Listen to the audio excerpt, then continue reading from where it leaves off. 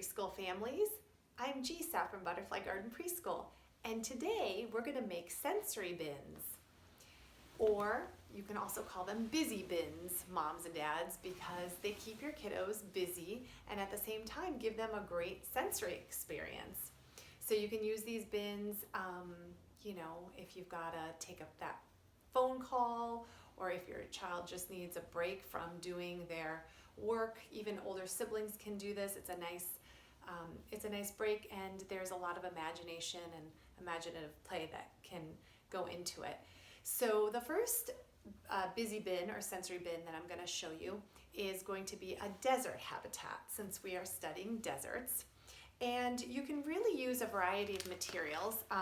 I have some popcorn that has gone bad and is old, so I'm not going to pop it. So I'm going to stick it into, you can also use a variety of containers.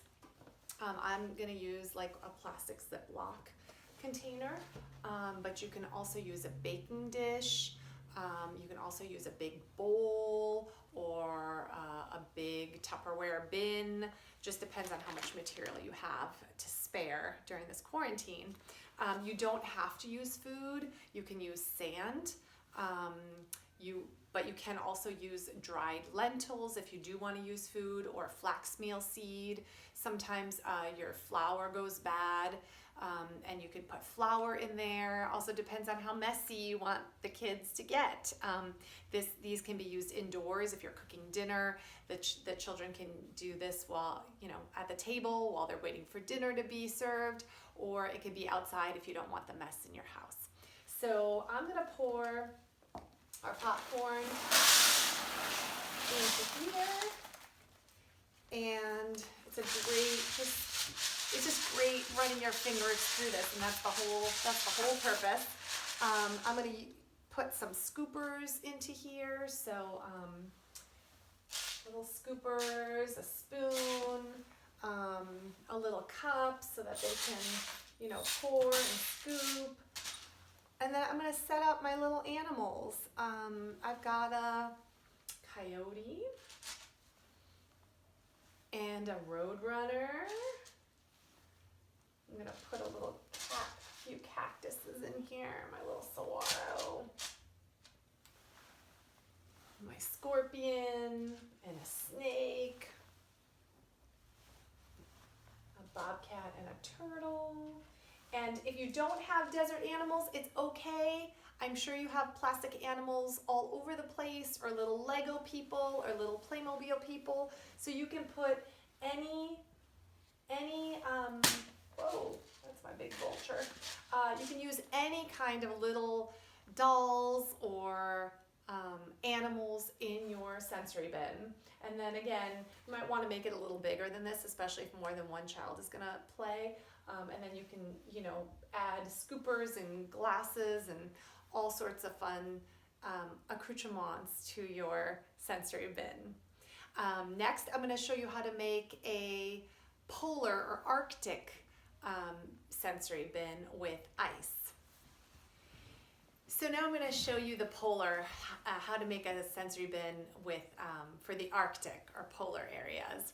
I don't know about you, but this quarantine has given me some time to defrost my freezer, and so I've used a lasagna glass baking pan along with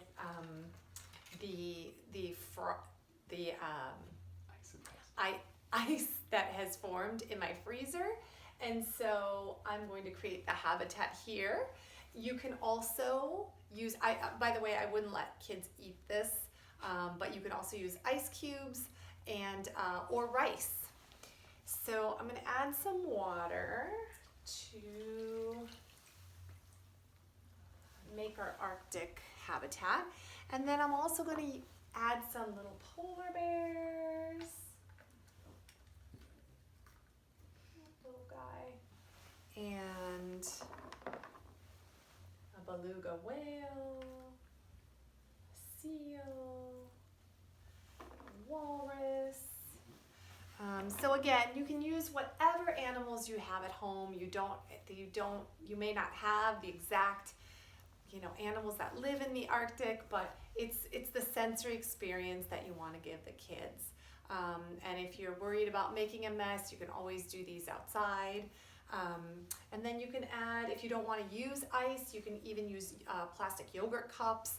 I have a little cup that you could turn upside down, and that could be something that the animals, sit on instead of the ice. And then I love to use scoopers, and you can use measuring cups, or this is even a little cough medicine cup. So anything you have at home so that they can scoop and pour and get a great sensory experience this way. Now, like I said, you can make these with anything.